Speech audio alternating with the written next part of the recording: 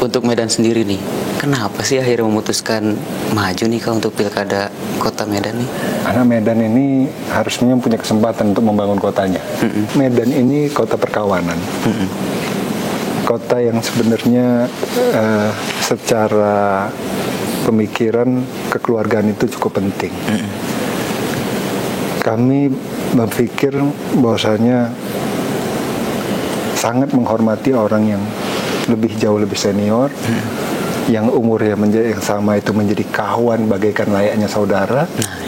Yang di bawah kita yang junior tentu kita harus mengayomi bagaimana merangkul anak-anak muda, dan yang lebih bawahnya lagi mungkin anak-anak kecil, kita harus bisa menjadi mungkin orang tua asuhnya atau bapak angkatnya, atau orang-orang yang dianggapnya aman dan nyaman. Nah Kak, Medan juga menjadi salah satu sentral pendidikan wilayah Sumatera Utara gitu. Ada fokus sendiri dari Kakak Riko untuk pendidikan di sana? Ya, itu termasuk ya. Termasuk tadi kan kita bicara banjir, lalu kita bicara kesehatan, lalu pendidikan juga termasuk lapangan pekerjaan. Karena ini bersinggungan ya antara pendidikan dan lapangan pekerjaan. SD itu sampai SMA 12 tahun, plus ada soft skill tadi, pembangunan soft skill. Nah, kalau misalnya soft skillnya sudah ada, kita bisa arahkan ke tempat produksi tadi itu juga. Itu betul. Jadi harus ada solusi. Nah, di era digital sekarang tentu harus banyak penyesuaian, kemudian juga mungkin memanfaatkan dunia digital. Penting sekali. Teknologi harus bisa disesuaikan dengan kita sekarang di sini. Jadi begini, jangan sampai teknologi datang itu menjadi ancaman kita kehilangan kebudayaan dan juga adab. Oke. Nah ini memang kalau yang dibilang ngobrol dengan orang pinter, kita jadi ikut-ikut pinter juga nih. Karena dari yang kakak sampaikan itu membuka cakrawala berpikir saya juga. Jadi nggak hanya digital itu nggak hanya melulu ekonomi. Begitu besarnya budaya kita, begitu besarnya apa yang kita miliki, seni budaya yang ada di kota kita, di bangsa kita. Harusnya itu yang menjadi daya tarik promosinya. Iya. Kita harus yang mendorong itu semuanya. Tidak hanya tempat yang viral saja, tapi bahkan roots budayanya kalau perlu. Iya. Karena budaya ini menarik. Kita mau bicara tentang literasi, kita mau bicara tentang kebanggaan, bicara tentang gagasan berbangsa bernegara, ini harus mulai melihat sejarahnya seperti apa. Kita dulu datang dari mana? Masyarakat kita ini berjuangnya lewat apa dulu? Kota ini dibangun sebelum jadi kota seperti sekarang ini seperti apa gitu. Dengan kita melihat sejarah kita, makin cinta kita sama kota kita ini.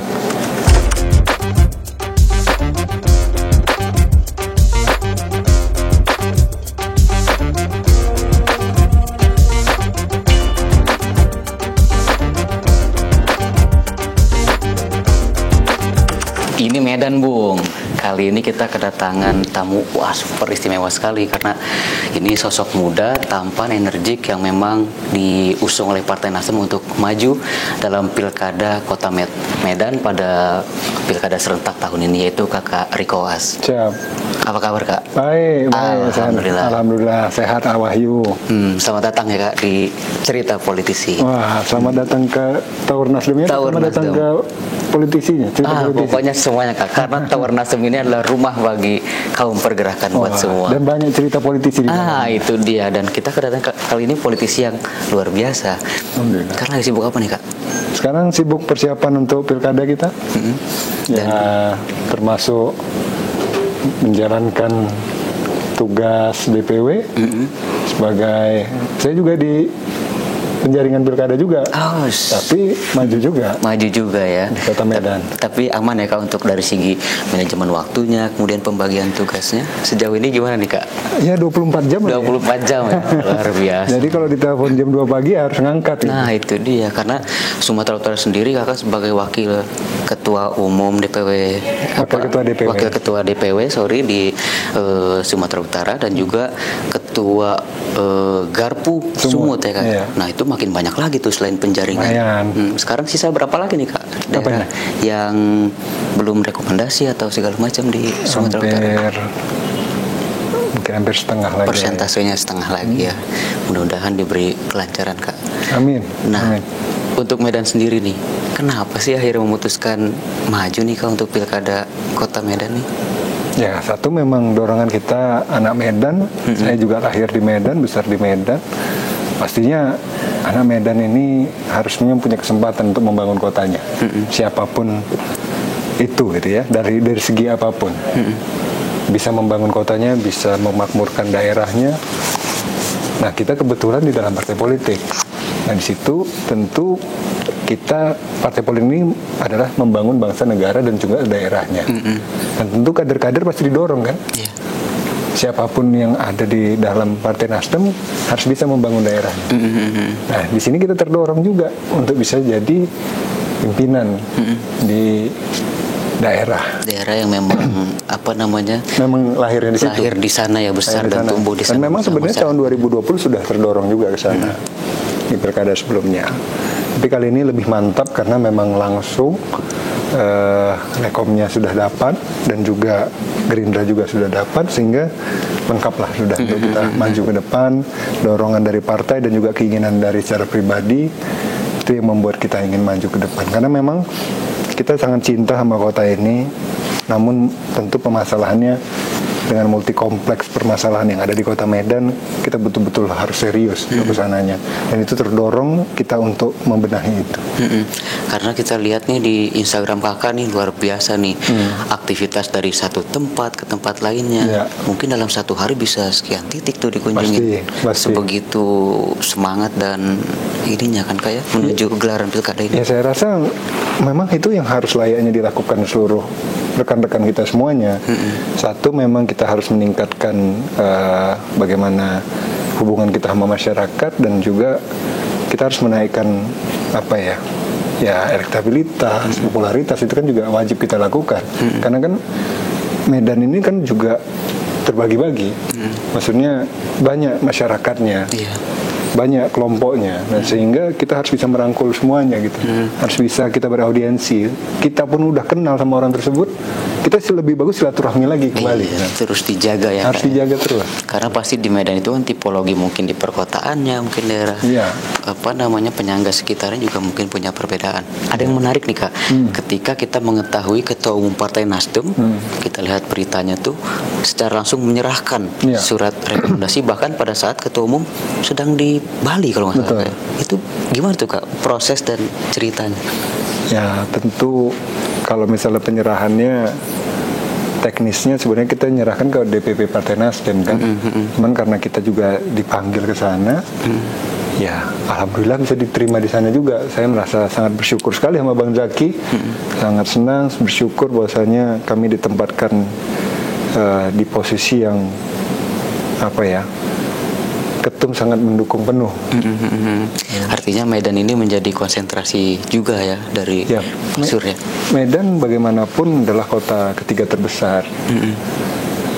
Dan untuk Sumatera bisa dibilang kota Medan bisa menjadi kalau misalnya Medan berhasil, tentu gelombangnya bisa kerasa di Sumatera.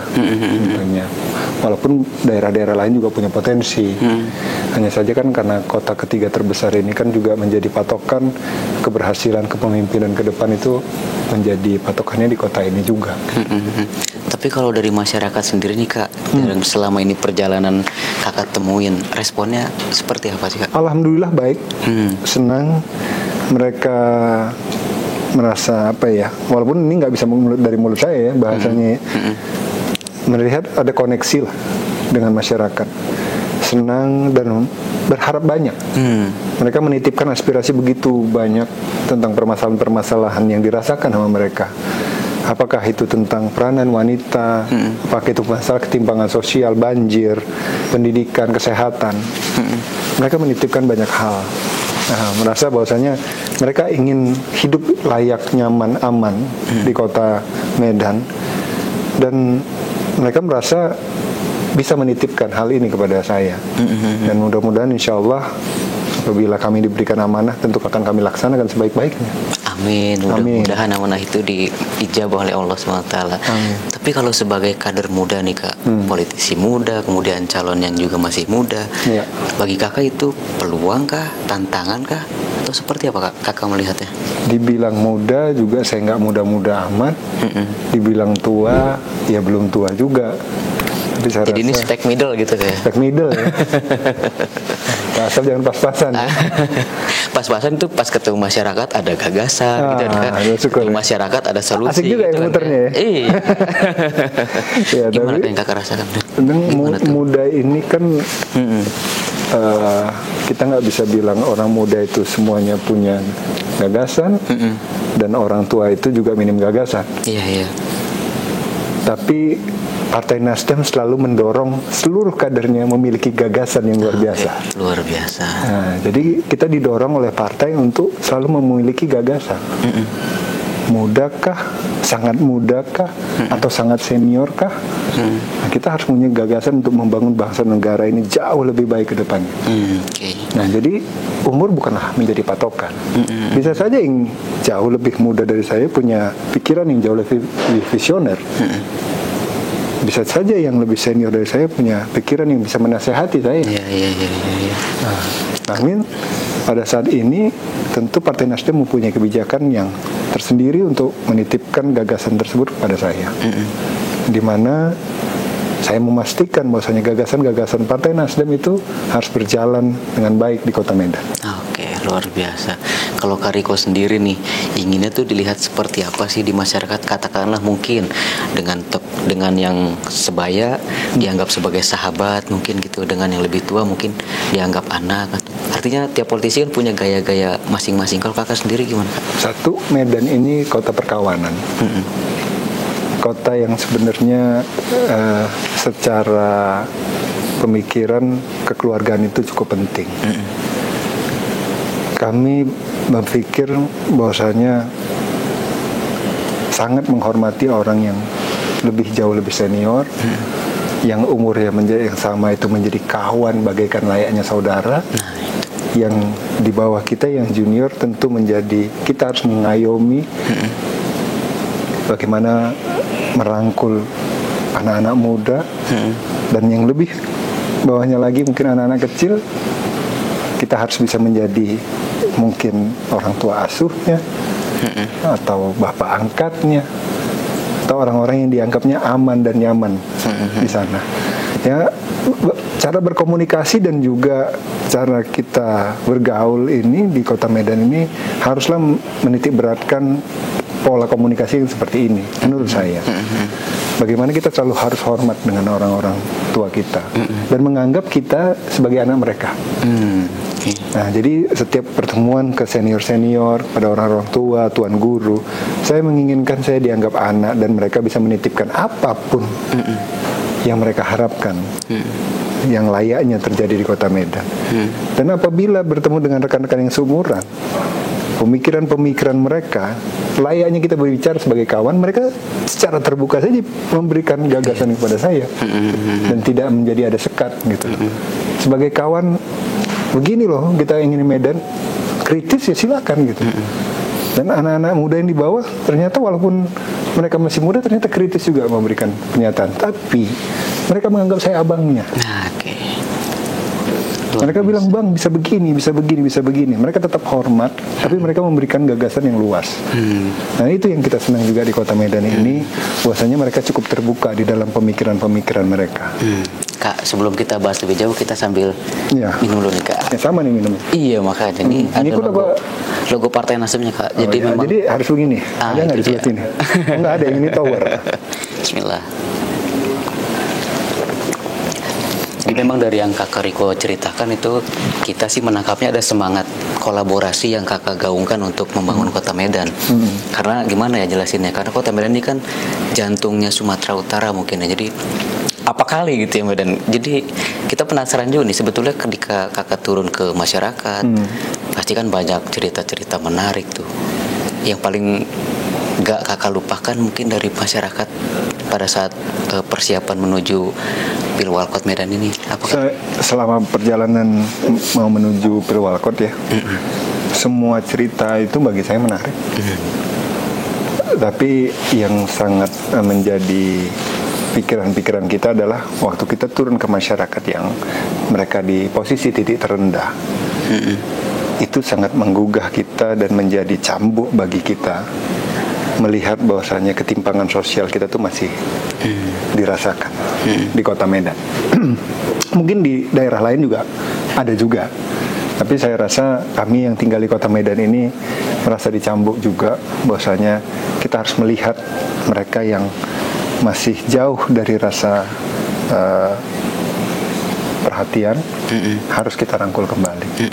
Nah, di sini banyak hal yang kami lihat kemarin, belum lagi permasalahan-permasalahan yang hadir di kota ini, semacam kebersihan ataupun pendidikan, kesehatan. Apabila itu masih menjadi masalah, tentu harus kita perbaiki. Tapi senang juga waktu kita kemarin ketemu dengan anak-anak di pinggiran sungai. Itu menjadi refleksi yang baik juga untuk saya, tapi cukup menyenangkan juga. Ternyata di pinggiran kita, di sungai-sungai kita, di bantaran sungai, ada anak-anak yang saya melihat mereka tetap punya ruang berkreasi di sana. Walaupun di tingkat ketimpangan sosial yang masih punya masalah. Tapi pada saat itu juga kita jadi berpikir, apa yang harus kita lakukan untuk mereka dan bagaimana memperbaiki daerah mereka tinggal ini. Nah, di situ kita mempunyai gagasan-gagasan bagaimana caranya kami harus menyelesaikan permasalahan ini. Dan kami sampaikan juga, ini permasalahan kebersihan harus seperti ini masalah pendidikan harus seperti ini. Nah, masalah komunitas-komunitas yang ada membangun kota ini harus juga bisa kita ikut sertakan ke depan, bersama-sama membangunnya. Karena menyelesaikan permasalahan di Kota Medan tidak bisa sendiri. Tidak hanya bisa pemimpinnya saja yang bertumbuk pada pemimpin untuk menyelesaikan masalahnya, tapi harus berkolaborasi ke seluruh elemen masyarakat.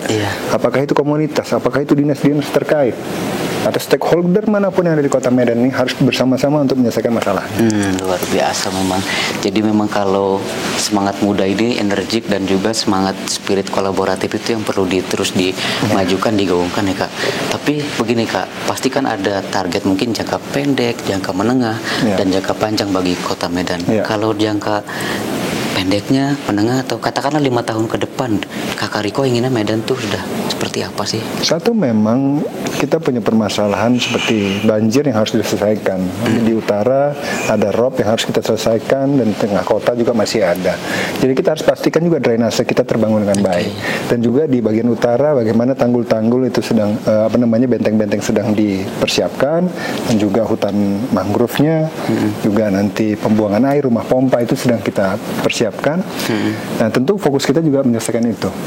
Nah, lalu kita tentang kesehatan ini. Nah, saya berkali-kali bicarakan, kita sudah punya program kemarin itu medical tourism untuk Kota Medan. Tapi yang saya pikirkan adalah bagaimana mengembalikan kepercayaan orang untuk berobat di Kota Medan. Karena di Kota Medan itu sekitar 30 menit, hampir 1 jam dekat saja dengan Kota Medan itu ada sebuah kota, sebuah pulau di luar negeri yang dekat Kota Medan, yang banyak sekali orang Kota Medan itu berangkat ke sana untuk berobat. Nah, bahkan banyak sekali finansial yang terbuang ke sana. Nah, ini harus kita kembalikan trust, kembalikan kepercayaan bagaimana orang itu tetap bisa berobat di Kota Medan, dan dokter-dokternya layak. Nah, belum lagi fasilitas kesehatan untuk seluruh masyarakat yang ada itu harus semakin diperbaiki dan ditambah. Plus pelayanannya. Karena kita ingin memanusiakan manusianya. Jadi bagaimana orang yang ada tinggal di Kota Medan itu betul-betul dilayani layaknya keluarga. Nah, jangan lagi ada komplain, ada cerita-cerita tentang bagaimana mereka merasa tidak dilayani dari tingkat puskesmas maupun rumah sakit daerah. Nah, ini harus kita perbaiki pelayanannya sehingga mengembalikan trust yang ada. Nah, ini betul-betul membangun optimisme. Terus saya pernah punya pengalaman juga nih Kak. Waktu itu sempat ke Kota Medan gitu, ada salah satu pertandingan. Kebetulan pertandingannya bermain di malam hari, ternyata tiba-tiba lampunya itu mati Kak. Nah, begitu dicari-cari tahu apa sebab kenapa lampunya mati gitu kan, ternyata katanya ini belum kasih uang bensin katanya gitu. Jadi mungkin dengan Kakak Riko ini semangat untuk maju, mungkin hal-hal seperti itu kayaknya nggak akan terjadi lagi tuh kayak gitu tuh. Ya, kita kan maksudnya gini loh, hal-hal yang itu masalah kolaborasi dan juga bahasa bicaranya adalah apakah dia udah kulunun atau enggak.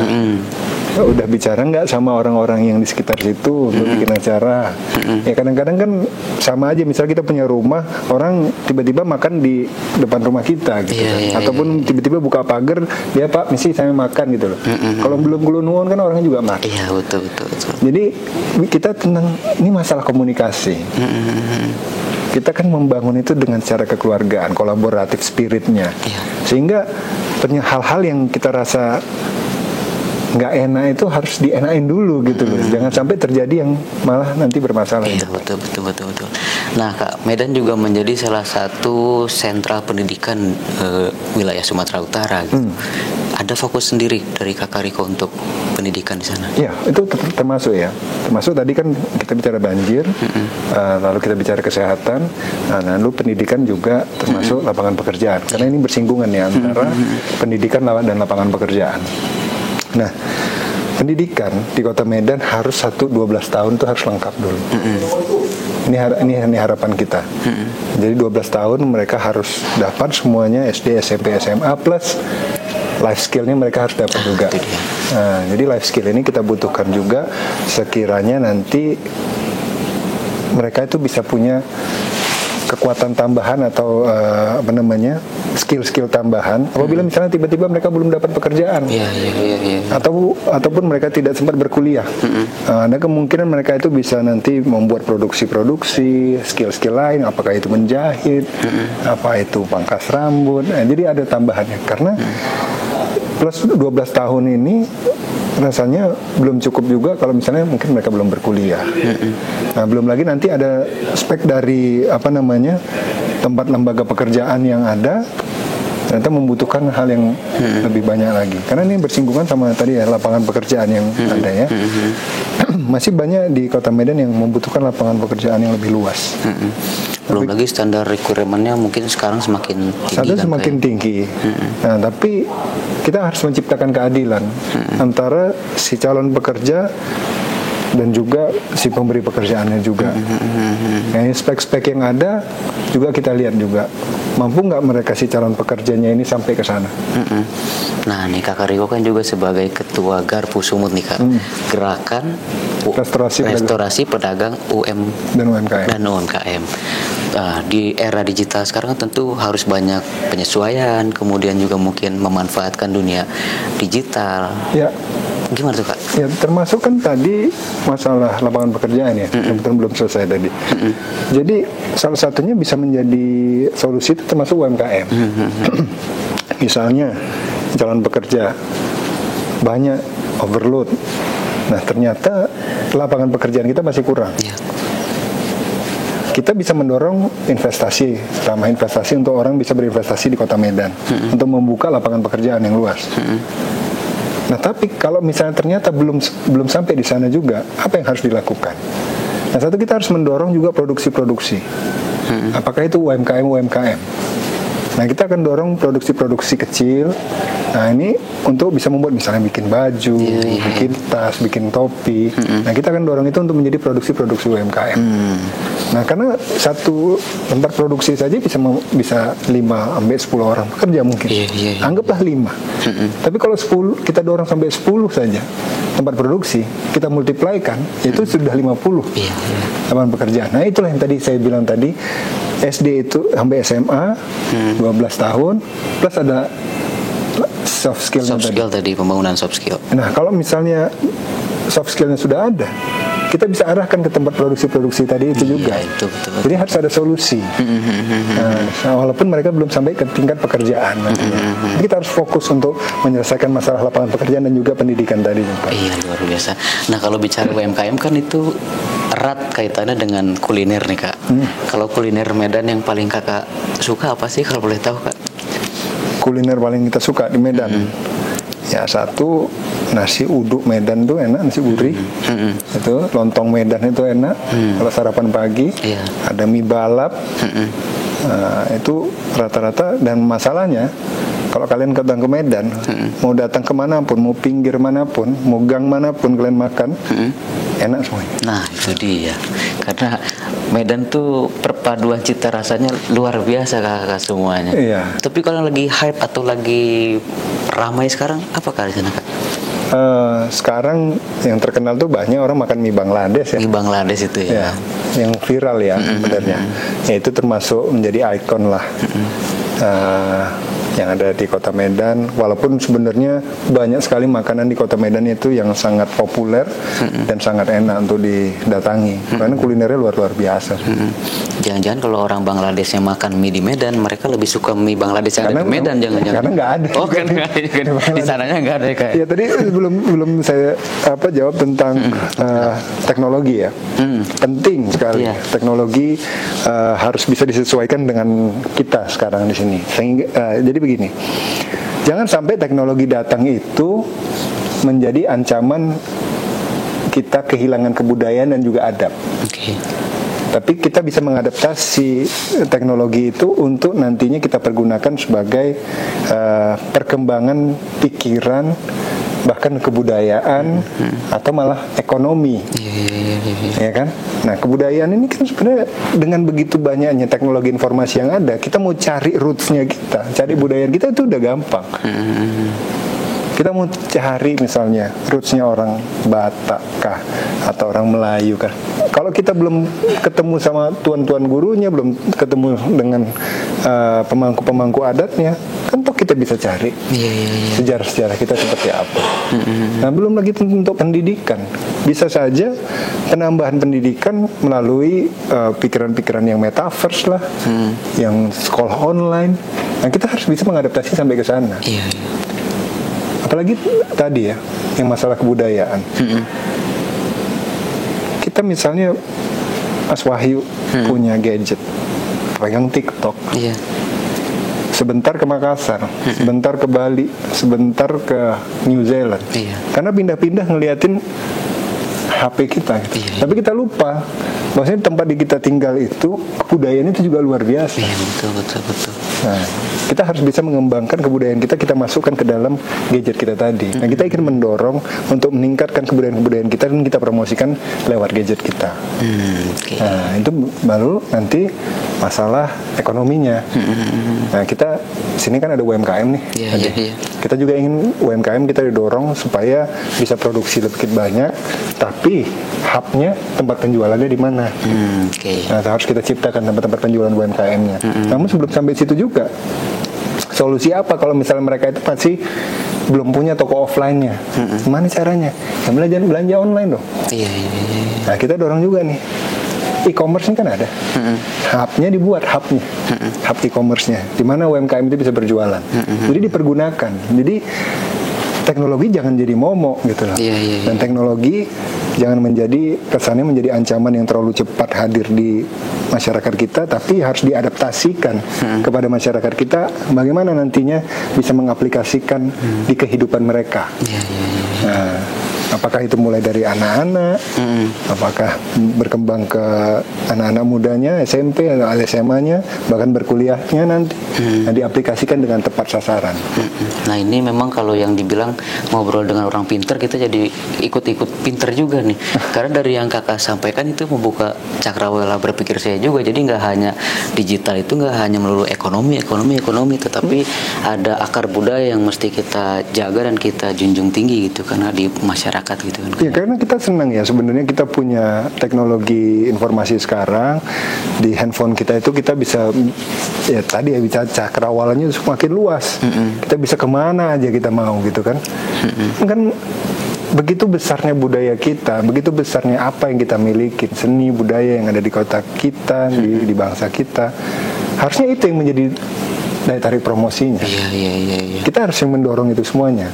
Tidak hanya tempat yang viral saja, tapi bahkan roots budayanya kalau perlu. Karena budaya ini menarik. Kita mau bicara tentang literasi, kita mau bicara tentang kebanggaan, bicara tentang gagasan berbangsa bernegara, ini harus mulai melihat sejarahnya seperti apa. Kita dulu datang dari mana? Masyarakat kita ini berjuangnya lewat apa dulu? Kota ini dibangun sebelum jadi kota seperti sekarang ini seperti apa gitu. Dengan kita melihat sejarah kita, makin cinta kita sama kota kita ini. Ya kan kita makin cinta, itulah yang membuat nantinya kita bisa merawat keberagaman kita, merawat kota kita, merawat desa kita, merawat lingkungan kita, karena ada kecintaan. Nah ini yang penting dibangun. Nah dengan begitu kita sih optimis banget ketika mungkin kita keluar negeri, kita ke Inggris katakanlah, ternyata di sana ada Medan, ada mungkin toko yang menjual khas-khas Medan di sana. Ketika mungkin ke Amerika kemana juga ada Medan di sana gitu. Wah itu bisa sekali. Nah ini yang juga menjadi pikiran saya juga. Kita punya produk-produk baik. Tapi pembukaan kanalnya itu harus dibuka lebih besar lagi, supaya produk-produk yang dimiliki kota kita ini bisa dilempar ke luar negeri. Nah, itu dia. Tapi memang harus melewati ya quality controlnya, layaknya, sertifikasinya, legalitas dan lain sebagainya.